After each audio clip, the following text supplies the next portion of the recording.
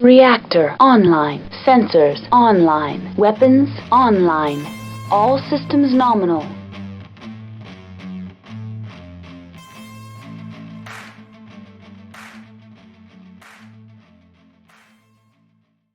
Hello everyone, Carrie here with a new review, and this time we are looking at the House Kurita Command Lance. This is the newest Force Pack to come out from Catalyst Game Labs, and is one of the most anticipated ones so far. In this review, we will be looking at the 4 mechs which come in the Force Pack. This Force Pack includes a sort of resculpt with the Grand Dragon, and has new mechs in plastic with the Rokurokubi, I think I pronounced that right, Shiro and Akuma. The first mech we're looking at is the Grand Dragon. Now, I am looking at this one first because it is sort of a resculpt when compared to the other 3 mechs. The Grand Dragon has its origins in Technical Readout 3025 in the variants entry for the Dragon Battle Mech, where it talks about how there's a variant of the Dragon which has a PPC swapped out for the autocannon. The overall look of the Grand Dragon is really nice. The right arm weapon's muzzle has the details common to a mech with a PPC. The missile launcher in the torso is also updated with 20 launcher tubes, so it looks like it is the 10K variant with a snub-nosed PPC, MRM-20, and an Apollo system in the left torso, and a pair of ER medium lasers in the right arm. Everything looks to line up with this, and Catalyst has done a wonderful job of sculpting it. And it's a bit impressive they could fit 20 missile tubes in this small space on the nose of the Dragon. As far as quality control on this, the amount of detail on a Mini is impressive. The mold lines are minimal, with, once I've recorded it, you can see that there are 2 along the snout, I guess is the right term, along the torso. But other than that, there's 1 on the rear of each upper arm, which are not very visible. The top of the rear legs have a little bit less detail than the rest of the Mini. Otherwise, I'm not really seeing any other mold lines or even spotting clip points. The only other flaw I see that is on the hip right next to the left leg. It looks a little shiny, like there's some glue there. Otherwise, it looks really good. As far as the Grand Dragon Alpha Strike card, it comes with the DRG 5K on one side. It's a Battle Mech size 3 with a TMM of 2 and 12 movement. The 5K is a skirmisher and does 2 damage at short and long, with 3 at medium and no overheat value. It has 5 armor and 3 structure with specials of Case, Indirect Fire 1, and Rear 1 nil. The 5K comes in at 33 points. The other side features the 10K model.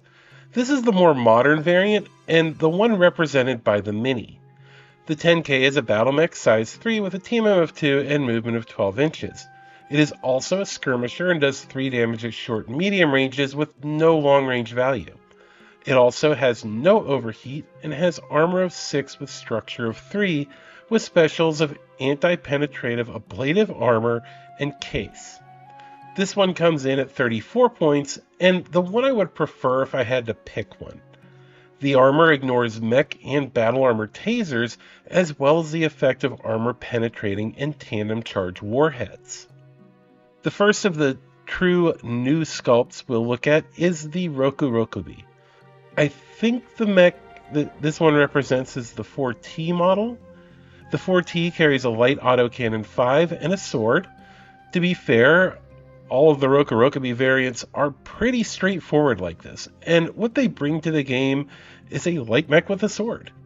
Something to note here is that the original metal Mini for the Rokurokubi was designed with the sword only being able to go in the reverse grip position. And it's a good looking miniature. I do understand though that there are people who would prefer it being in a forward grip, and Catalyst understands this too. For those who want a forward grip, the Rokurokubi comes with an alternate arm with the sword facing forward. I can't believe I couldn't pronounce alternate.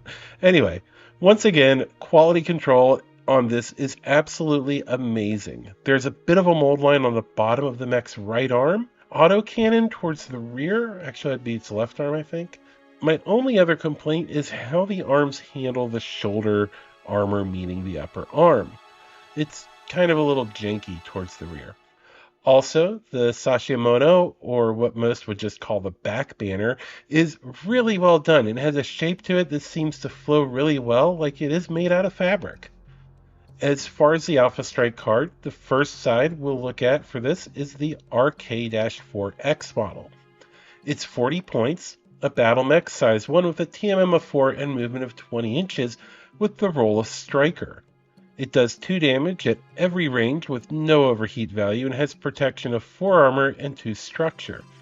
It has specials of ballistic resistant armor, ECM, energy, and melee. The other side of the card has the 4T model, which I think the mini represents. This one is a battle mech size 1 with a TMM of 2 and movement of 12 and is a striker.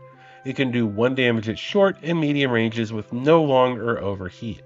It has armor of 7 and structure of 2 with specials of crit resistant and melee. If you look at the master unit list, there is another variant, the 4K. The 4T and even the 4K are almost identical and 1 point apart. They aren't quite troopers, but at 26 and 27 points respectively, they are good light mechs. The 4X, on the other hand, I can see making its way into the competitive Alpha Strike scene with its high speed and TMM of 4 with the melee special ability, making it a nice little backbiter that can do 3 damage with a single dice to roll to the rear. Before we hop into the next mini, I want to mention our sponsor, Fortress Miniatures and Games, who we have to thank for having this force pack here to look at. Fortress Miniatures and Games is your go-to place for BattleTech minis, rulebooks, accessories, and more. So if you need anything for BattleTech, check them out at fortressminiaturesandgames.com. Now, let's get back to the force pack. Okay, so the next mini we'll be looking at is our next sword boy, the Shiro. And it is a big jump in weight class from our last mini. It does carry the same aesthetic from the last one we looked at. It's a heavy mech that uses a mix of clan and inner sphere weapons with 4 clan LRM-10 launchers and LB-2X autocannons, one autocannon, an ECM suite, and of course the big ol' sword. First thought here is that the mech looks wonderful, and looking at its original art from Technical Readout Dark Ages, the mech hasn't really gone through a ton of changes, but it feels like the art for the mech has been refined compared to the older art. The mini feels much the same as the old art for the Shiro. It's pretty good. With the biggest real changes from the old art mini to the new art and mini being some refinement of scale in the shoulders is what I've noticed. And also the sword seems a little bit less beefy. And the ammo feed on the left arm hugging the elbow does it much more closely. It's not sticking out into like the dead air around it. As far as quality control, Catalyst and Lara have blown this one out of the water once again, and the only flaws that really show up are clip points on the underside of the right upper arm behind the elbow, as well as a clip point on the lower part of the ammo feed on the left arm, with a light mold line on the lower housing for the autocannon, and also a tiny bit of what looks like glue where the mech's left leg meets the hip, but it doesn't destroy any details, so once it's painted up, you shouldn't even be able to tell. For the Alpha Strike cards, we have the SH-1V, a battle mech that is size 3 with a TMM of 1 and movement of 8. It's a missile boat and does 2 damage at all ranges with no overheat value. It has an impressive 11 armor with 3 structure and a ton of special abilities with crit resistant, ECM, flak 0 asterisk in short, medium, and long, indirect fire 2, LRM 222, and melee. This variant comes in at 43 points, and to be fair, for Alpha Strike, I feel like it's sort of meh, as it will probably get cut down before it really has a chance to bring that sword into play against a skilled opponent. The other side has the SH-2P Shiro, a battle mech size 3 with a TMM of 2, movement of 10 inches. It does 4 damage at every range and also doesn't have an overheat value. It has 8 armor and 3 structure with specials of ballistic resistant armor, indirect fire 2, LRM 222, and melee. This one I can see getting a lot more use in games, and with the higher speed in TMM, it is going to have a higher likelihood of getting that sword into play against someone. The final mech we're looking at is one from Technical Readout 3067, the Akuma. The Akuma was essentially an attempt by House Kurita to introduce their own lighter version of the Atlas with commonly used parts with the Atlas. Now, before I go into any more detail on this, one quick thing I want to say is they already had the AS7K. They already had an Atlas production facility. I don't know if it had fallen back into FedSun's hands by then, but I don't think it had. So they were producing Atlases. They just wanted a Kurita Atlas. Anyway, comparing the original art to the new art, as well as comparing the old mini to the new mini, I feel like the look of the Akuma art-wise is light years better. The mini feels more like an upgrade to the older mini and gives it a good, cleaner look than the original. I also feel like with the selection of variant, the new Akuma leaves a place for the older metal ones for those who are WYSIWYG players and want that, and until whenever any of the other Akumas get variants in plastic. Because the variant this one represents is the 2XC model, which is a variant that shows up in the Blakist era. The mini is accurate to the weapons and equipment, and once again looks absolutely spectacular. The details are really nice, and the only thing I can say for the mini is that the face kind of looks like Logan's sad face that he gives me when he seems to be upset about something, or when he's just kind of like, really? Like when I make the bed and I have to kick him off of it. When we get to quality control, the Akuma is really nice, and looking over the mini, the only mold lines that I can find are on the rear elbow pads. Also, it looks to have a clip point on the upper left leg. Now, let's look at the Akuma's Alpha Strike cards. On one side, we have the AKU-1X. This is a battle mech size 4 with a TMM of 1 and movement of 6. It is a juggernaut that hits with 5 at short and medium ranges and 2 at long, and has an overheat of 2. It has 9 armor and 7 structure, with the single special of Flak 111 and comes in at 49 points. The other side has the 2XC model, which is a battle mech size 4 with a TMM of 1 and movement of 6.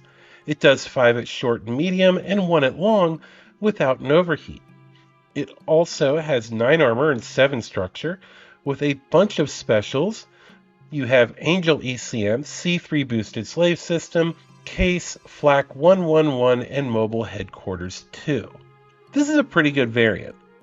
Though, with it carrying the experimental classification, it isn't likely to see any competitive play. To be fair though, the 1X is also an awesome mech in general and quite effective. And to be serious here for a second, I know I talk a lot about competitive play, but in casual play, experimentals are not do what you want. Alpha Strike's not nearly as crazy as experimental stuff in Classic. Alright. So we've looked at the minis, now let's talk about the overall cost and value of what we have here. The Force Pack retails for $34.99, so you're paying almost $8.75 a mini, which isn't bad, especially for this quality, and with Catalyst including a small customization option with the Rokurokubi. You can get the Force Pack at FortressMiniaturesandGames.com for $26.24, bringing the price per mini down to a more reasonable $6.56 a mini. Overall, I think these are some of the best minis that Catalyst has released, and I'm hoping for the same level of quality from the next Force Pack that we see, which I think is the House Kurita Ranger Lance with a Panther resculpt, Venom, Chimera, and Avatar. With that, I want to thank you all for all my patrons, my channel members, all of you make it possible. If you want to become a channel member, you can do so here on YouTube, or if you want to support Unicorn Company on Patreon, you can go to patreon.com/unicorncompany or click the link in the description. Channel members and patrons get early access to videos and podcast episodes. Until next time, I hope you all stay safe out there, Mech Warriors. This is Carrie, signing off. Thank you to my patrons. At Captain, we have Sarah. Lieutenants, we have Boy in a Box and Nasty Taurus. Sergeants BZ Archer, Steven, Faz, Housemaster Podang, and Country Fried Minis, and our cadets Scott, Jamie, NB Kaiju, Domini, and Brother Carr. I also want to thank my channel members Miss J. Speechley, Anonymous Only Agent, and Greg Swars. And finally, Unicorn Company's sponsor, Fortress Miniatures and Games. Check them out. They're a huge supporter of the community and the best place to get all your BattleTech needs taken care of. If you want to support Unicorn Company, you can become a channel member here on YouTube or a patron at patreon.com/Unicorn Company. Links to my sponsors, also Country Fried Minis and Scott's Game Room, will be in the description. Thank you all, and stay safe out there, Mech Warriors. This is Carrie, signing off.